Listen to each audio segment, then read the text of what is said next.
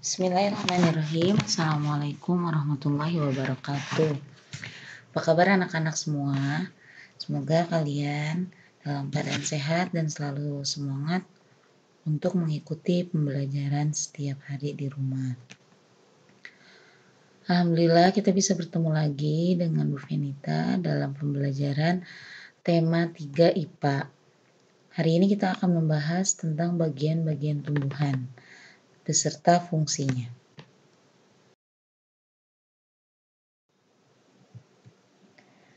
Bagian-bagian tumbuhan yang pertama yaitu ada akar.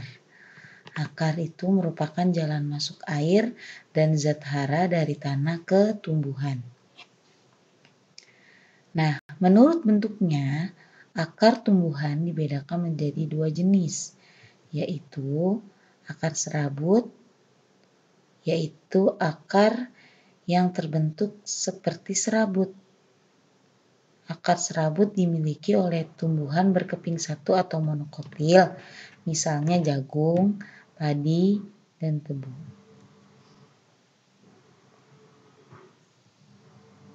Nah, sedangkan yang kedua yaitu akar tunggang. Memiliki akar pokok atau akar pokok memiliki cabang yang menjadi akar lebih kecil.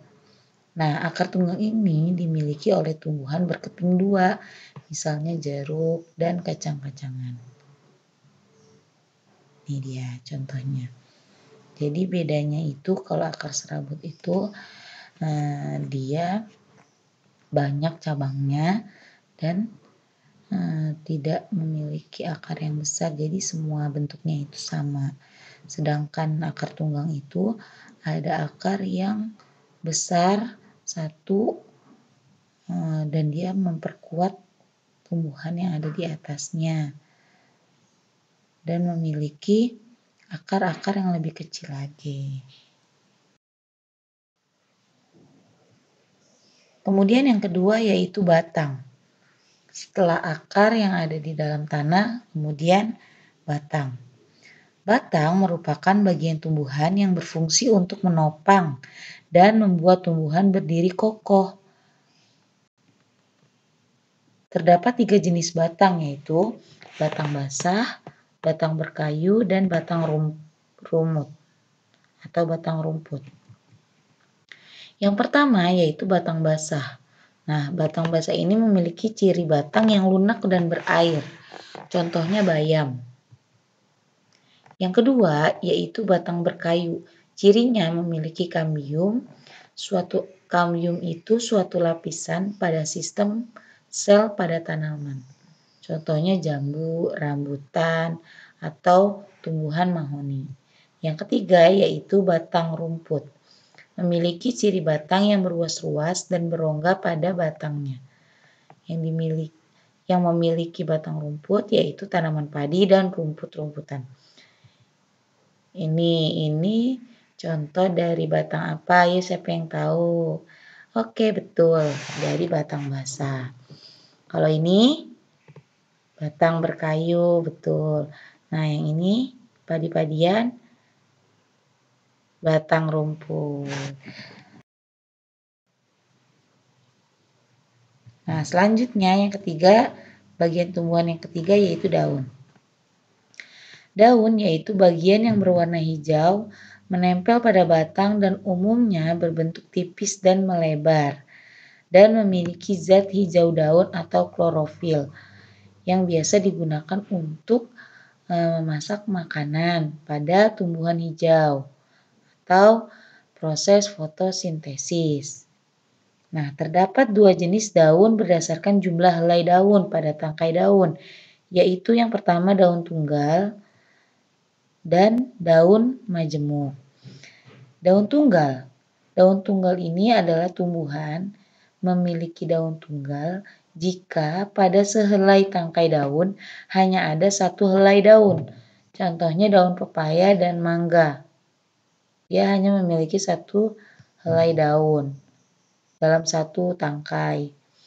Nah, kalau misalnya daun majemuk, yaitu tumbuhan yang memiliki daun majemuk jika pada sehelai tangkai daun terdapat beberapa daun yang disebut daun majemuk. Contohnya daun belimbing.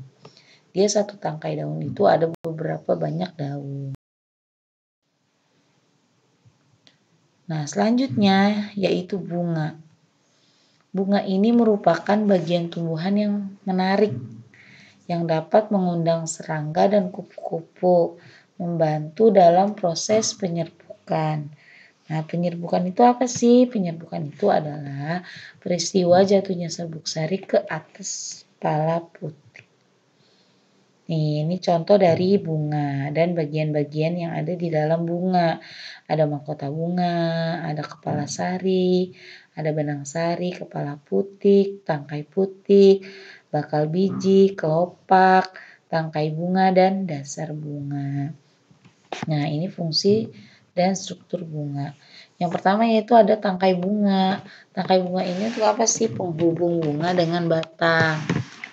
Ya, kemudian ada kelopak bunga, yaitu melindungi bunga pada saat belum mekar. Jadi dilindungi oleh kelopak. Yang ketiga yaitu mahkota bunga. Nah, mahkota bunga ini adalah perhiasan bunga untuk memperindah bunga. Yang keempat, benang sari, alat kelamin jantan pada bunga, dan putik, alat kelamin betina pada bunga.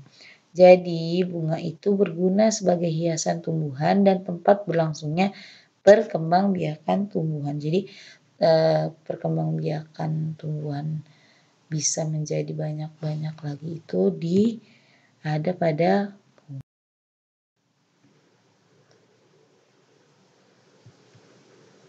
Oke, yang kelima, bagian tumbuhan yang kelima yaitu buah dan biji. Nah, ini ada bagian-bagian dari buah. Nah, buah merupakan bagian yang terdiri atas daging, biji, kulit, dan tangkai buah. Nah, daging buah ini merupakan bagian buah yang enak rasanya untuk dimakan. Nah, yang kita biasa makan buah itu merupakan daging buah. Adapun di dalam daging buah itu terdapat biji, pastikan di tengah-tengah buah atau di tengah-tengah daging buah pasti ada bijinya. Nah, jadi fungsi buah adalah untuk melindungi bakal tumbuhan baru yang berupa biji. Jadi biji itu adalah bakal buah, akan menjadi buah lagi. Oke, cukup sekian pembelajaran kita tentang struktur dan fungsi tumbuhan. Semoga kalian bisa memahami penjelasan dari Bu Venita. Apabila ada yang ingin ditanyakan, boleh melalui WA. Terima kasih. Bu Venita mohon maaf apabila ada kesalahan dalam menjelaskan. Assalamualaikum warahmatullahi wabarakatuh.